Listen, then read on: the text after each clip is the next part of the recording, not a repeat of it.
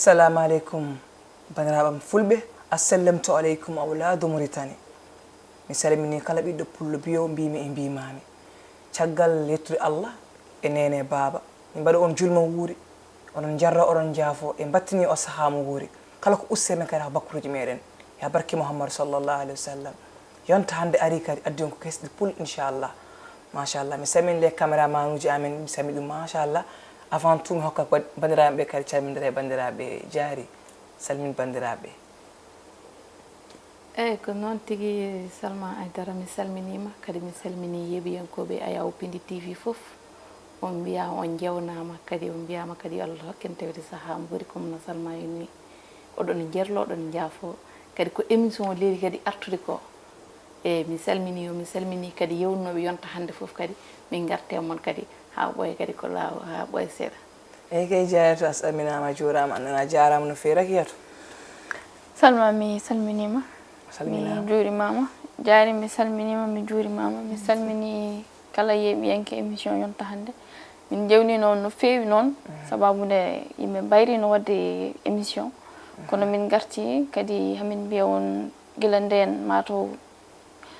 julde nde ari nde min battano wadde min mbaɗa profité kadi mi yiya won yen battunimo wuuri yallah junnu balle moƴƴina battane kala yeeɓiyanke émission yonta hande kadi hamin ñaagui kadi duwaw to mon ɗo on jarama kadi e support aji ɗi e foof on jarama no fewi kadi bisimilla mon kadi e plateau amen min garte mon on jarama eyo ko noon tan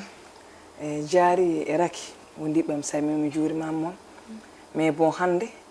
sa yi en garti hande yonta hande addi hande ko cadre frère men goto no wiye Samba Yero 2 ko heɓum ko ne muusi sinon ko goto men kadi wonno kadi ɗum kadi ɓurana muusi yimɓe fof musano ɗumen on jii kongo ko jeune talent machallah baɗɗo fayida yimɓe fof poti e muɗum ko yimɓe gono hay goto e men yiɗanamo ɗum kadi ko Allah fayma ko Allah fof ɗum ya barke Muhammad sallallahu alaihi wasallam kadi ballen no fewi ballen Samba ko miñiraɗo moƴƴo Samba ko avenir yo Allah kadi walluma kadi ummo e dow jaam ya barke salatul fatiha yo kadi yo Allah won ballo ko Allah defaymo nder o nattoyol ittamo ɗum ya barke Muhammadu inchallah vraiment ko cuulel moƴƴel umminogel wadde ko ganduɗa hoorema ko waɗi fayida Samba waɗi comédie Samba waɗi foof Samba yo Allah ayno reena kadi yo Allah waɗema jonggum ya barke Muhammad yo Allah addu jaam joomam inchallah holko mbawɗon haalde he affaire Samba o Salma Samba de so woni no normal sah enen ponno enen piinin bonnoɗo wadde déplacé jeeyen ha galle makko mais temps ono wayni yimɓe ne jiiya vidéo ji ne mbaɗa circulé nder réseaux sociaux ene ƴeewa balle kadi ko mbiyata ko neɗɗo ala sona bandum neɗɗo polla walludemo tan ko ndew sohli wallede nde so aɗa acci haw tampa mbiya aɗa walla mo Samba son ballimo mo foti wallede son ballanimo onon poti hamo foti wallede kadi ko heɓimo ko ene wawi hebde enen foof yo Allah dandu en ko ene wawi hebde enen foof min noon mbaɗami tan ko eranko ko ñagade mawɓe ɓe hayso ɓe ngala moyen koɓe mbiyata ko rek haɓe jigui ko ɓe gandi yimɓe mawɓe wonɓe dow goto so yalti volontaire wawi safrude Samba wallahi inchallah kono min ko ɗum tan gardami hen min ponno wadde déplacé min tawyamo toon kono ko émission min mbawi waɗandemo kadi ɓiɓɓe fulɓe foof kadi yeeɓoɓe min yeeɓoɓe Ayaw Pindi TV mi sikki so yi émission ma yi kadi vidéo wonta émission wonta e kesso e muɗum saabu ne andi vidéo ji mbaɗi circulé partout jomum wira tinani kono ko mbiyata ko raki mataw en noddat bandiramen ɓurɓe ɓiɓɓe fulɓe ɓeere wallahi min Samba gandumomi ko gila 2019 taw moɗo yahanno to dahaba an nden omo waɗanno émission makko holmo waɗanno Pindi ga woni journal uji ɗi kadi o woni neɗɗo moƴƴo ari o waɗi hoore makko no yimɓe foof kala to tawɗa Samba omo jalna yimɓe donc neɗɗo moƴƴo hande neɗɗo ko bandum tan jogui enen hande oɗo saaha en potano jooɗade ni eɗen mbaɗana Samba émission oɗo saaha fonno tawde taw Samba nene yaha hajuji mum wallahi ndeysan taw o samori ha mo huccay haajuji makko moɗe émission ngaji makko e série ji makko hay goto fotano joɗade yenna hande ha yimɓe ne mbiye mballe Samba ha leñolaji goɗɗi ne jahane waɗa reportage henna pour wallude Samba wallahi leƴƴi goɗɗi e goɗɗi neɗɗo ko bandum jogui sa wallani bande holmo wallata kadi e mbiyata ko ni kongol mo mbiyata neɗɗo ko bandum o tungol woni ko ɗum hande ni ko jambur ɓurata wawde walludema ni ko bande si donc enen wallahi wona ronkude ni eɗen jogui yimɓe gandanɗa hande ɗon ham mbawno wadde lijjitande Samba wadde ko enen fof fodɗen mbadde hen jungo amen neɗɗo ne wawi jogade hala ko wawa gasde taw a wawa ɓerde waɗande neɗɗo ɗo ɓurata fot mukko ha mbiyeɗa wallu neɗɗo sa andi ko poɗɗa waɗde ko tan wallumo par ce que en ngala sona koye men il faut mballodiren laaɓodiren deedi mballodiren e koye meɗen ko heeɓi Samba ko jombani hay goto par ce que Allah subahana wa taala fawnma on kongo tan welte o fawma walla o ittuma hen wadde ko patɗen wadde pour wallude Samba le jeune talent ballema vraiment ko avenir omo sohli ballal s'il vous plaît ballen Samba Samba ummo e dow jam so samori kadi samori enen fof en beltoto wallahi on jii on waɗa ko waɗi fayida on waɗa ko moƴƴi on waɗa ko weli wallahi minen sumine ɓe hamin jogino ɗo hundeyel seeɗa tawno Samba ummima min jotta ga he mbaɗa émission wonde ballen Samba tawno ko ummima ko ɓooyi kono sa yino garam ko wiyete sinno ko sago yitere nde woyata yitere noon ma woya ha leppa ceɓec nde jomum wawa darde no fewi c'est ça ngal waɗanmo jaam tan ko ɗum woni probléme oɗo saaha neɗɗo haalanta probléme ma neɗɗo haalante probléme mum cikka henna koye cahano woni taw wona yaaha ha gueɗe ɗe noon ɓurto juuɗe mbiya ko nden ballata ɗum ko ponnoɗa wallude neɗɗo safro bu sappo ko yaaha goppa ha wonta ujunaji sappo ɗum ala sens donc wadde kala no mbawɗon wallirde Samba kadi banggue rakki mi teƴanima ni ñaw Samba o ko juuno feeñi ko juuno tampi mais ko ñaw ɓoyɗo maaro ko mbiyata holto jettorɗa yiɗa hay goto andanma sabu hande yimɓe gandanoma hande yimɓe ne mbawi andandema yimɓe ne mbawi andandema taw ɓe cafrananima holmo andananima taw ñalawma goto andi o yaha safruma te ko min mbiyami ko mi wiyata leƴƴi goɗɗi enen halpulereɓe ko mbiyatene men ko neɗɗo ko bandum yen nangodire koye men ko sen daari ha jananɗo ummin bagge goɗɗo safri Samba ko gacce men wallahi joni so jomum oto Allah waɗa so woodi ko yanti hen mum fof ara teɗɗina becce yo kañum c'est trop tard neɗɗo noon no mbawɗa nde to pawɗa ɗo ko ɗon mbatta oto mi wat pour yo yimɓe jiyam walla yo yimɓe somi waɗi yimɓe kal mbiya woyyo ɗum ɗon hay goto sohlani ɗum so woni kadi ko Allah daranɗa hen Allah hokkatama hes ñanden mi heeɗima audio goto mbimi on mi jaabimo mbiyomi ko kalta no waɗa trompé saabu artiste ɗum ɗo meilleur pulaar o ala haalis hayso waɗi haalis holɓe jiyani Samba ene fonno wadde dajale mbimi so woni a heeɓi kase ma kase ko heewi ko foof so wi aɗa hokke hen jinnama aɗa ñaama hen aɗa yara hen aɗa yoɓa luwas a wawa moftude saabu enen askan pulaar woni koen laaɓa deede koye men mi haalata nonon sabu hande Samba hande awɗo wi 8 mois affaire o ɓuuri 8 mois timmi 1 an et quelque sabu minen jiyammomi Samba ni fof o yo wonde hofurde ɓuuri hande hirande ɗo e piido tawno kam jiimo mbimi Samba ana sellani ɓuy kam seeɗo ɗefamade sabu ko hofurndu ɓunno ha goɗɗum e goɗɗum yanti hen hankkandi noon joni boni mo foof yalta yaaha ene ɗum ɗo ko jaaren ko enen mbaɗa partagé connexion hayso mbuɗneɗo jigui oto yaw sabu on wawi wonde mbuɗu ngu guittuɗa ɗum koye nder ɓerde ma tant que so jolde e haalis mo jigui on Allah wawi wadde ñurmene mum safra mum min ko ɗum mbiyami haala ka jarani ko jari ko wadde nde wallahi wadde nde ɓuuri vidéo ji keewi machallah yimɓe foof halpurere foof arsaji foof gummima jeeyiro mais jagol ngol foof yoɓe daaro ɓe mbi ko foti wadde opéré yo mbaɗamo solution o yaaha ɓe ƴeewa ko ɗum ɓuuri hewde e vidéo ji ɗi mi sikki de wallahi ne woodi neɗɗo kam sa yi bande ene lorlo ɗo jogi ko mbalɗama wallanimo ɗum ala sens nde Allah ma ne manki ayi neɗɗo ay jiraɗo affaire o ene ɗumini dal ay neɗɗo ko ballata neɗɗo o mbatta sauvé vie makko ko sa yi ko woni hen kono way moƴƴude hen ni ala ko ɓuuri ɗum moƴƴude imagine toi an oɗo sellani aɗa wawi mo safrude safrumo saabi Allah jogui ñobbi yo Allah yoɓ o wuro maɓɓe tan wuro maɓɓe soɓe jalti volontaire cilon yimɓe fof gandi cilon cilon tan goto wawi yaltude volontaire Safra Samba mais yimɓe mbawi ko darde ne ɓe darma ha bonata wono mo fof ara ɓe beltino en ha ɗum kadi ɓolɗa bande wallu bande no ummori sipi Allah mi ñaagui l'union fait la force ballen Samba notre jeune artiste notre comédienne Samba men weltini hewɓe baldirina koye men enen fof ken artiste ɓe o wonde woɓɓe yo fof mbaɗen l'union fait la force ballen Samba pulo no ummori inchallah ballen Samba sipi Allah lalo balle Samba hay duwaw leɗo mbaɗa duwaw ma no moƴƴi kono ballen Samba dal ballen Samba Samba ko avenir ballen Samba s'il vous plaît onon wonɓe caggal leydi ɓe nder Sénégal Mauritanie partout e aduna he kala ko mbawɗon wallirde mo hen sibi Allah e nelaɗo mum tan balliron mo hen sabu Samba ko cukalel tosel yahanta way nokku avenir makko nene yeeso makko donc mo wawi wadde ko heewi e leñol ngol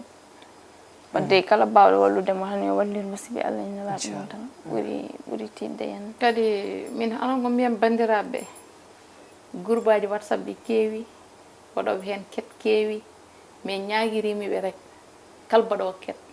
walla tottir numéro weevi yo tottir numéro Samba walla hokka ɓattiɗo Samba soit yummo walla bammo walla moni sabu aduna o hande mbiyata ko waɗi doy war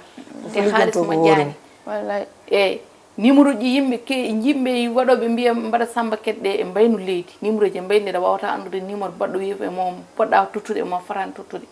mbiɗa ñaguiri on tan onon waɗoɓe ketɓe mbaɗi ko mbaɗɗon geste joɗɗo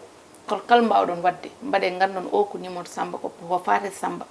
gandon o so haali so ari yahata ɗo rewata ɗo ko direct Samba Faye kadi nden mo andu balluɗomo omo wallanimo kadi haaɓe majjiri gueɗel gotel kamɓe joni hande foof ɓe mbatti ɗum koye dow yero yero sow sabu joni foof ɓe hen dole gandano cikkata ko yero jibini Samba e dole mbiyatma sa yewima doomu yero nomi mbiyatma sabu kamɓe guila bayil narɓe guilne mata nawriɓe hankkandi ɓe cikkanno ko sa kono joni kala gummiɗo wiya to yero woni mais yero kañumne gonga hay somo jigui moyen o wawa wadde foof wodat oye adda kankone so woodi mo andi mawɓe kadi o natodire mum ɓe mballamo o Safra Samba ɓe mbasa wadde neɗɗo ɓe mbasa loggade neɗɗo goto saabu andi hande yimɓe gondi ko suturo hay goto andade hay goto ala ko sago woni ɗo mi yiiɗa gañom jalami mi yiiɗa so gañom so fini ene wiya fadam mi ƴeewa mawo ñama walla o ñamata hande kala mo jiiɗa koye suturo yi kono ɓe ganda yero holko woni e dow mum walla holko wallir Samba ɓe ganda par ce que kañum wattañine haala ni taw jarani min mbiyam ɗiɗon haalaji ɓe ponno fawde haala ka dal ko golle ɓuuri haala min ɗum mbiɓe par ce que yero kañum ne heewi suturo tellement hay somo waɗnimama hunde wiyata mukko ɗum waɗantuma hay ko hokkata artiste makko e liggey mum ko go fof mo jogui ko hokkata taw gottinata konko noon waɗata konko so Allah neɗɗo sa settanoma ko ganduɗa e makko ɗum cettontoɗamo yeɗo kañum wona dokkowo e nder public fo tan da walla mi waɗanma tan gislenma da so Allah watta ɗum koye yeɗo kam so Allah ko noon wayi so wannimo so wonnano ene haydara en ganda hen par ce que yeero kam mo hokkane ɗo pet o hokkirtoma a tinata matta en tout cas yeero goto wona artiste halpular sax yeero goto wona kanko goto woni artiste halpular so ni wiye yimɓe foof yo mbiye walla yimɓe foof yo mballum fuɗɗiɓe janɗo foof yo wallum hande yo mballum kala janɗo yo wallum inchallah hen buuɗu bujjoye buɗɗiɗi busappo hay ɓatto yawani saabu so mbuuɗo so woni temdere neɗɗo rek ma mbuuɗo ma wor ko nafi eyyi ko ɗum ɗon tan hande émission men noon en jii ko ɗum adduna émission wona émission invité ko émission spécial pour Samba Yero 2 wallahi kadi minen ko ɗum min jogui hen piiɗi kadi ko ɗum woni hen ballal muɗum kadi kala ko ari ɗo kadi min inchallah rabbi min jettinat ɗum Samba inchallah amin ponno yaad toon mais ko mbiyata ko temps o kadi yimɓe foof min mbiyami ɗo yimɓe foftini saabu hande hay goto won yimɓe foof gone réseaux sociaux min mbiyami yimɓe foftini yimɓe foftini ñaw Samba o ko heddi o noon min ko mbiyami enen haalpulaɓe en kadi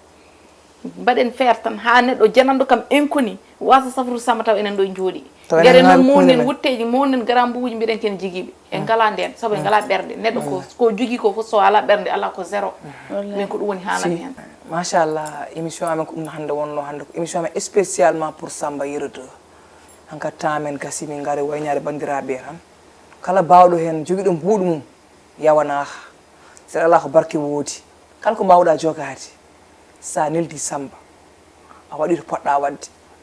a wanni miñe tawi ko mawne a wanni mawne ballen Samba no ummori ko heɓmi ko jombana e goto e men ko rafi wima ñaw noon huuɗima wallahi mo wima ñaw huuɗima wallahi goram ewa jaari kon konngol ma cakkatingol ngol tan permen eyyi ko noon tigui Salma émission o neni ko émission spécial pour Samba ko mbiyen ko noon ko mbiyam ko rek garten hen kadi gartiren hakkillaji minen ganden kadi ko heeɓi Samba no wawi hebde mi ene wawi heeɓi gebde goɗɗo e goɗɗo kono dal ballen mo guila nde ndo weeli wallude nde ballen mo kadi jogoɗen ɓerde hay goto kadi wasde yawde hen wiyani somi neldi ɗum ɗo esse mi jalera hen saabu au moins ma wi a waɗi geste joɗɗo onon wa diaspora en ɓe wonɓe diaspora onon foof min ñaaguima on ballal kadi e wonɓe ɗo kadi min jawani hay goto kala ganduɗo hen ene sammori walla hayso mbuuɗu mum walla buɗɗiɗi mum min jawani hamin ñaagoni hamin ñaagui Allah e nelaɗo mum yo Allah wallu min nde Samba ummirto ha Samba ummo fata e liggeyaji muɗum inchallah saabu ko sagara badɗo avenir